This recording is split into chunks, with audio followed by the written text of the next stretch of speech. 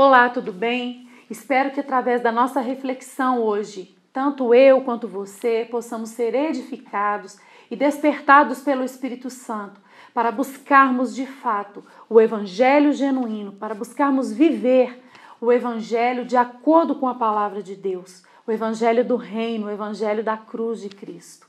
Gostaria de iniciar a nossa reflexão com um texto que está ali em Gálatas capítulo 1, a partir do versículo 6. Vamos ler juntos então. Admira-me que estejais passando tão depressa daquele que vos chamou na graça de Cristo para outro evangelho, o qual não é outro senão que há alguns que vos perturbam e querem perverter o evangelho de Cristo. Mas ainda que nós, ou mesmo um anjo vindo do céu, pregue o evangelho que vá além do que vos tenho pregado, seja anátema. Assim como já dissemos e agora repito, se alguém vos prega evangelho que vá além daquele que recebestes, seja anátema. Porventura procuro eu agora a favor dos homens ou de Deus? Ou procuro agradar os homens? Se agradasse ainda a homens, não seria servo de Cristo. Eu escolhi essa palavra para compartilhar com você. Já tem alguns dias que meu coração tem se ocupado, com essa questão a respeito do verdadeiro evangelho.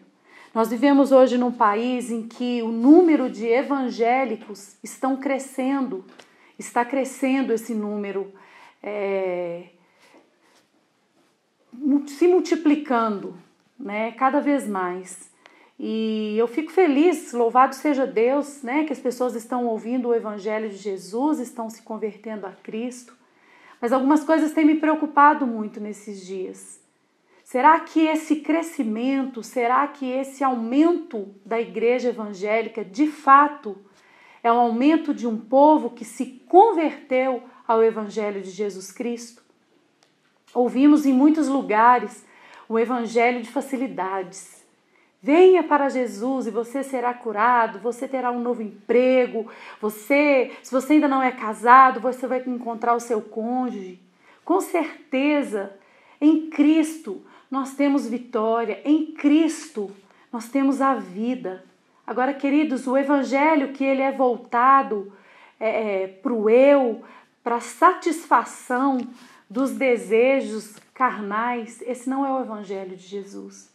O evangelho de Jesus é aquele que fala de morte, é aquele que fala de entrega, de renúncia, é aquele que nos diz respeito a um caminho estreito, a uma porta estreita, a de fato tomarmos uma decisão de seguirmos a Cristo, de nos tornarmos parecidos com Ele, de vivermos uma vida de arrependimento, de entrega, de transformação.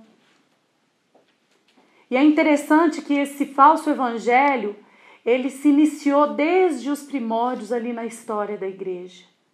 É muito interessante quando o apóstolo Paulo aqui, ele adverte a igreja a respeito disso. E ele diz como que era fácil as pessoas migrarem, daquele evangelho genuíno, de repente, para um evangelho que não era o evangelho de Jesus, um outro evangelho, que vinha deturpar e perverter os princípios de Deus. Trazendo essa realidade para os nossos dias, eu acredito que nós estamos vivendo dias assim, em que outro evangelho ou outros evangelhos têm sido pregados nos púlpitos das nossas igrejas, nas praças das nossas cidades. Esses dias eu tive a oportunidade de participar de um evento evangélico. E eu fiquei chocada. Eu confesso que o que eu vi ali eu já havia visto em alguns lugares, mas especificamente naquele dia meu coração se quebrou. Eu vi ali tantos jovens correndo, quase que se atropelando para poder pegar um autógrafo, tirar uma foto com um cantor evangélico. Aquilo quebrou meu coração e eu comecei a meditar muito a respeito disso. Deus, será que o evangelho que tem sido pregado, será que o evangelho que tem sido cantado, realmente é o evangelho de Jesus?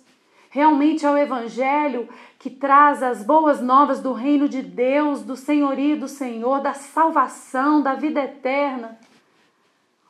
Ou são pregações e discursos bonitos de autoajuda que nos fazem refletir a respeito da nossa humanidade e que de repente nos torna autossuficientes? O Evangelho de Cristo nos conduz a um caminho de dependência, um caminho onde Ele se torna o único Deus. Deus abomina a idolatria. Ele abomina, é um pecado, idolatria é um pecado. E voltando a essa situação que eu estou compartilhando com vocês, eu te confesso que até agora o meu coração pranteia por isso, por ver uma geração de jovens que poderiam estar apaixonados por Jesus, buscando o Senhor e proclamando essa verdade. Se tornam aí frequentadores dos shows e passam a idolatrar e a adorar pessoas, seres humanos que de repente estão até sendo usados por Deus. Mas, queridos, o centro do Evangelho é Cristo. O Evangelho não nos conduz a pessoas. O Evangelho não torna seres humanos superpoderosos e que eles, de repente, eles começam a ter os seus seguidores pessoais. O Evangelho forma seguidores de Jesus. O Evangelho, ele traz as pessoas a se tornarem discípulos de Jesus Cristo. É tempo de nós, igreja, acordarmos. Para qual testemunho temos dado? Para qual tem sido a nossa mensagem, a nossa proclamação? Será que quando as pessoas olham para nós, elas veem a nós mesmos, as nossas obras, ou elas estão olhando para Cristo? Eu pensei muito e orei ao Senhor pedindo realmente um direcionamento se eu fosse falar sobre isso aqui. Eu sei que é algo que está indo a público, mas nós não podemos nos calar mais. Nós não podemos ver tantas situações que estão completamente distorcidas de acordo com a palavra de Deus e fingirmos que nada está acontecendo. Nós nascemos em Cristo para fazermos diferença lá fora.